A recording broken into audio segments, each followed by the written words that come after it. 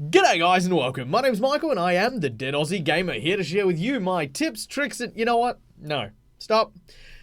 I'm not doing this. I'm not doing this intro. It's wrong. I'm not going to be sharing my tips and tricks with you guys today. No. Today, I'm going to be counter-ranting. That's right. So earlier this week on the How to Be a Great GM channel, Guy released a video entitled Why I Hate Evil PCs. And you know what? As insightful as his advice can be, and as accurate as the content that he put in that video happens to be, I gotta say stuff. I got so much in here that needs to explode. So today is going to be a viewer discretion advised, no holds bar, unscripted counter rant to Guy's video. So if you haven't seen it yet, go check out the link in the description below. Go watch it for yourself and then come back. I'll wait. I'll chill. You know, I'll keep enraged so that you guys can come back and I'm still here. All right. Have you guys seen it? Have you seen it? We're all up to date? Fantastic. Okay. So let me start by saying this. What Guy said about evil PCs, right, is his opinion. It's even in the title. Why I hate evil PCs. Fantastic.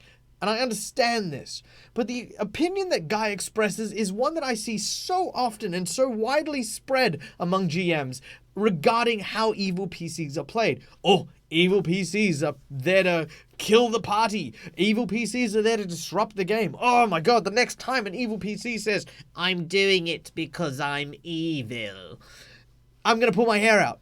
These are valid opinions, but they don't describe evil PCs. What they describe are assholes, okay? That's what it is. He is not talking about why he hates evil PCs. He's talking about why he hates when assholes play evil PCs and think being evil is an excuse for being an asshole. It blows my mind that so many GMs out there think that evil PCs cannot be played well, or evil PCs cannot represent something that is fun, builds up a good narrative, and can work in a team. Let's go through now the topics of points that Guy brought up, starting, of course, with social evil. Now, social evil as a topic is understandable. You exist within a society. You can't exist in a bubble. And the society around you shapes what is good, what is evil, what is moral, what is immoral, what is lawful, what is unlawful. And with that, you need to understand that evil PCs need to go against the grain.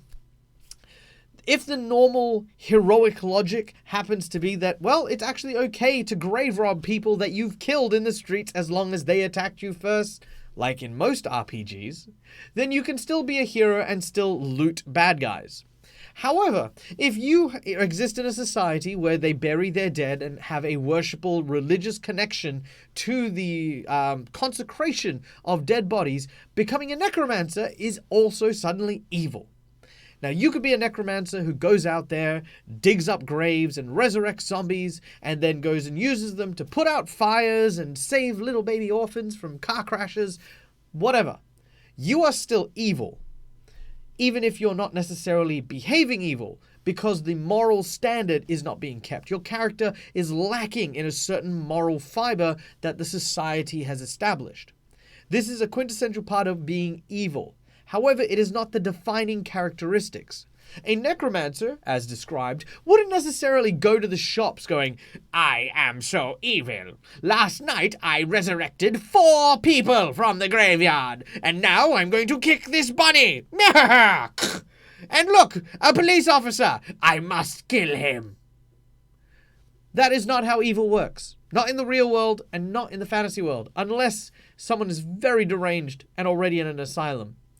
Evil is a finesseful, nuanced feature of a character that expresses a subterfuge within the moral society. Evil understands, at the very least, if I walk around evil in broad daylight, the society is going to collapse around me and stop me from doing what I'm doing. That is the nature of society. If you are morally lacking, find an aspect to be morally apprehensive about. Be a serial killer, sure, but then focus. Why are you a serial killer? Well, I was forlorn by my previous lover, and that has grown hatred through my heart, so I kill women who wander the streets at night.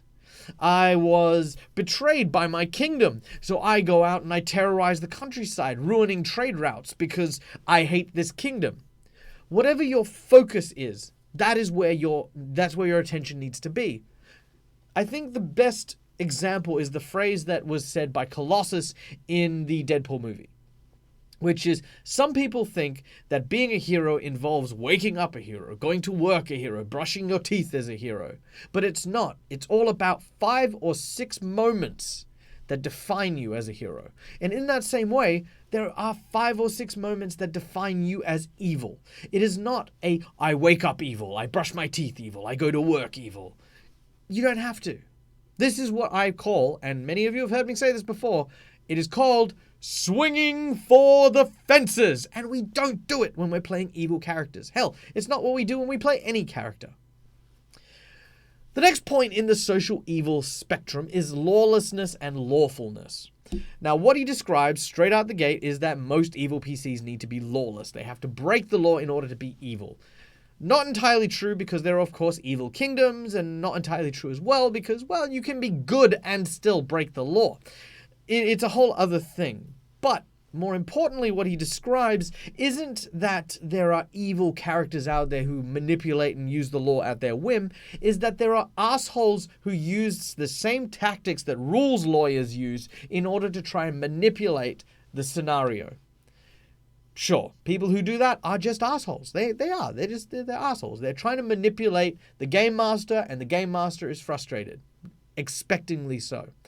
Lawlessness and lawfulness, however, is a brilliant edge that you can use to temper the evil in your character. Allow me to give you an example.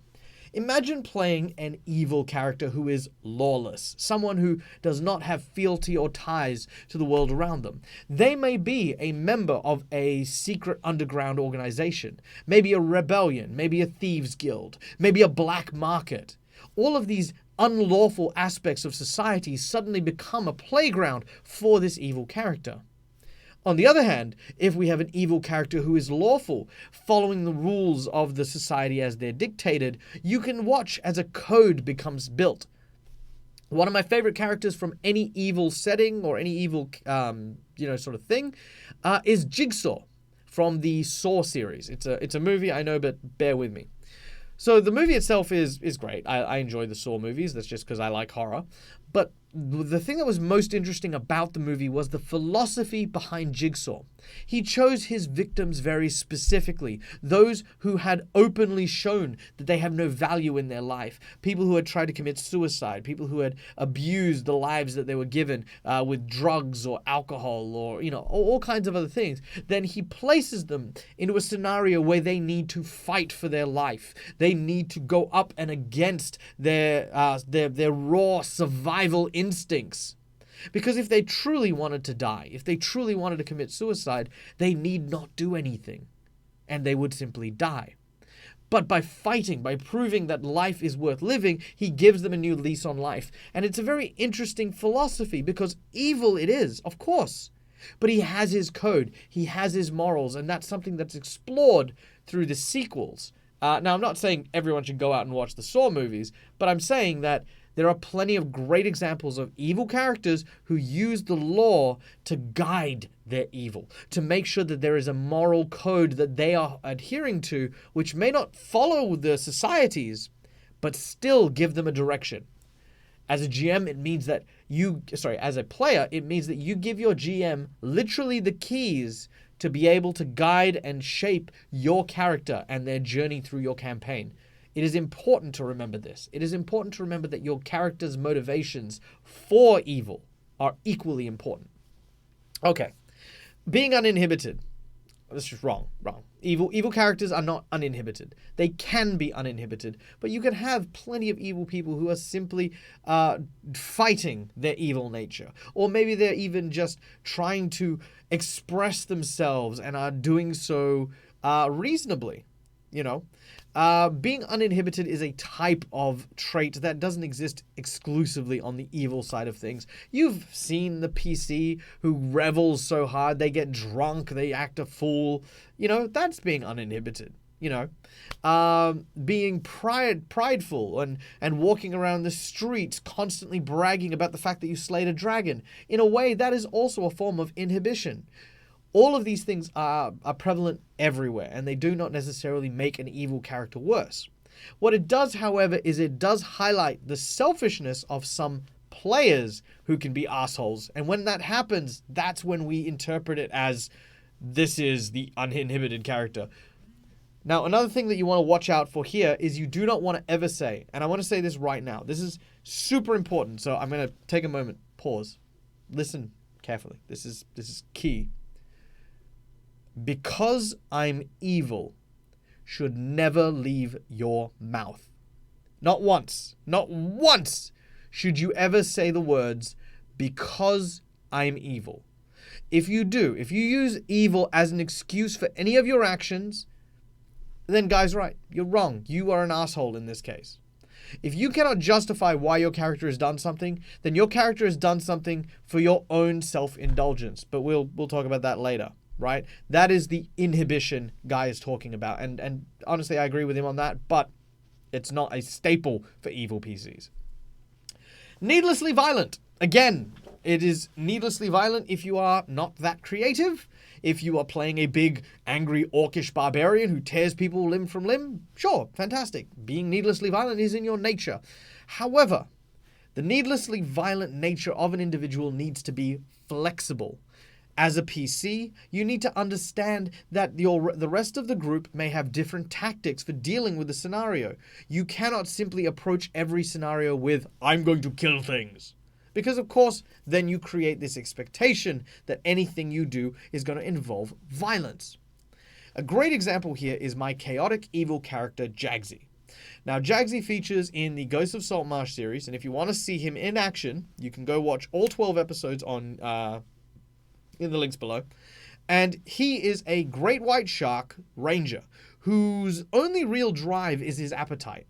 Right? The only reason he works for the ship and the crew is because he enjoys building things. It's his indulgence. He also enjoys eating things. And if he gets hungry, well, he has no qualms with what or who he happens to eat. He is evil because that is his nature through and through. But at no point does my character ever feel like he has to be violent just because. It does not serve any purpose. It doesn't serve any of his goals to suddenly and inexplicably just act violent towards people. But what I do play with is the expectation of being needlessly violent. There is one particular scene where I approach a villain and I threaten to eat him because I'm a shark, it's what I do. And I would have eaten him, absolutely. No hesitation at all to say that. I would have, as a character, devoured this NPC. However, one of the crewmen, as I approached the scenario, stopped me and ordered me to leave this person alive. Now, as a chaotic character, I'm also able to turn around and say, well, I'm chaotic. Why do I listen to you? Yeah. Instead, my character raised him up, looked him in the eye, reached into his jacket, and pulled out, well, I won't tell you what that is, but you can go watch the episode. I think it's like episode, I want to say 10-ish, anywhere between 8 and 10, somewhere there. And you know, I didn't do that. But the expectation, that fear of violence, was equally as effective as if I had killed him or punched him or broken his arm. You know, there is no need to be needlessly violent because that expectation already exists on evil characters. You just need to play with it, have fun with it, and allow your players to guide you. All right. Now we've talked about social evil, let's hit up personal evil. Now, social evil is all about your interactions with society. Personal evil is about the way that you are playing this PC, your individuality. And the first thing Guy talks about is being apathetic. Now, what Guy means is obviously in the video. I don't mean to speak out of his mouth. But apathy for me is not really what's being addressed. What's being addressed is a lack of investment, okay? Every character in any RPG needs an investment in the story, and if you're talking about constantly having this apathetic character who just runs rampant and trolls the game because there's no investment in anything, that's not apathy, that's assholicism, right? Being an asshole. Yes, you're just here because you're here to ruin everything because that's how you're having fun, and you can go hang from a tree. So, yes, don't be apathetic. Instead, find your character investment in the game. Evil PCs need that investment. 3 ways. invest in the narrative, invest in the success of your party, and invest in a personal quest or goal for yourself. Those 3 things for every single character just make every character great. For evil PCs, it is a minimum must. You must do those 3 things. Indulgence. We spoke about this before when we were talking about being uninhibited. Being incredibly self-indulgent isn't about having your own personal goals and going for them. It is about disregarding the feelings and beliefs of the people around you. Now, evil characters, doesn't matter how you want to shape them, are not necessarily self-indulgent people. Sure, there are plenty of examples where they are, but equally, evil characters understand that working with others helps protect them. Whether it's in a gang, whether it's a group of people who are out to, sort of just do the same thing, traveling in a group is safe. It's not even the only way you can travel. For example, you could be someone who is playing an evil character who is on parole, and one of the other players happens to be your guard. You have an entirely reliant relationship, devoid of self-indulgence, because that character has authority over you. And as long as they maintain control over you, you are your mad dog on a leash. That is an interesting dichotomy to explore, and something you can really use to make your evil PC stand out and have a great, session. All right. Being manipulative. Being manipulative was the next thing that we're speaking about. Again, PCs being manipulative over players being manipulative. It's a thin line. It's a very thin line. And the one thing I've got to say, Guy got that one entirely right. And the one way to solve that, if you want to play an evil PC, don't keep secrets. Okay? If you have something you want to keep secret. Like, let's say, for example, my character is evil, and I actually am the main villain of this adventure, because me and the GM have spoken about it. Don't keep that kind of major secret unless your GM wants you to. Maybe say along the lines of, hey, so look, you want me to be the evil character? Sure, but, obviously if I start acting suspicious, they're going to notice something. Maybe I should tell the players, like, hey guys, look, my character is evil. I'm killing people. I'm doing some machinations in the background. If you guys can help, sort of not necessarily dig too deep into it, that would make the game run really smoothly. Just opening that line of communication helps. Yeah, my character actually is a vampire, and that's supposed to be a secret, and I want it to be a big reveal. The big reveal happens for like 2 seconds. Then everyone doesn't care anymore and they carry on with their day. Don't leave the vampire thing for a big reveal. Say, hey guys, look, I'm playing a vampire. When you meet him for the first time, he is not going to be known to be a vampire. It's something your characters will discover along the way. Can you guys, be okay with that? Otherwise, what happens is you watch as this figure enters the room. He has a cowl over his head and mouth. And as he steps into the light, he seems to shy away. He's a vampire. No, he just doesn't like the sunlight. Yeah, no, he's evil. I want to pull off his face, pull off the mask and stuff. I want to see what he is. If you want to join us, mate, you need to show us what you look like. This is probably very familiar to a lot of evil PCs, but that's the whole thing, right? Don't try to manipulate the players. Don't try to manipulate your GM. Talk, communicate, don't keep secrets. Being sadistic. Okay, now, again, this is more in the player direction, okay? We, in horror and evil and all that sort of stuff, people who enjoy that kind of thing, love the emotional response that comes about from the simple use of words, sensations, descriptions, and narratives. By saying something is pustule or sloshy or squelchy, something bursts. And, these little tiny phrases can instill such horrible and terrible things. And we want to share that out of excitement, out of perversion, whatever it happens to float your boat. If you're an evil PC, as with any evil campaign, make sure your other players are okay with that. Don't start to sadistically go, well, I guess I will take out my red hot knife. I will stick it in the coals of the blacksmith, and when it's searing hot, I will hold it just inches away from the eyeball of the NPC. You don't go right into it, right? Just say, okay, my character's likely going to torture this character. Do I need to make an intimidation check? If you want to describe it and your other players and the GM are okay with it, then sure, go nuts. It's your table. Do what makes you happy. But don't do it unsolicited. Don't do it when they're not expecting it. And of course, remember to gauge the maturity level, okay? There are certain levels that are acceptable at every table. There are also certain things that are just not acceptable unless under very specific circumstance. Fun fact, there was actually an incident in the United Kingdoms at a gaming convention recently. It's in the news, go look it up. And yeah, this guy basically took things way too far in a sort of Game of Thrones inspired campaign. So there was that. So again, just bear that in mind. You are playing with a group. Being evil is not about being, playing something for yourself. The last thing that that guy spoke about was table evil. Now, this was just all about being an asshole, right? Being selfish, not caring about what other people are doing. That's just you being an asshole. Being disruptive, interrupting the game for self-indulgent nonsense. Okay? Now, this is a pet peeve of mine as well, and it doesn't stretch to evil. I've recently played in a game where I've seen people do random shit. Like the GMs turned around and said, okay, cool, what are you doing? All right, so the guards are asleep. I'm going to go get some, cover paint to, give to everyone so that we can sneak in. All right, what are you doing? Cool, I'm going to get some rope and tie it to the grapple so that we can climb over the walls. Fantastic, what are you doing? I'm going to keep an eye on the guard to make sure he doesn't wake up. Sweet, what are you doing? I eat some bread.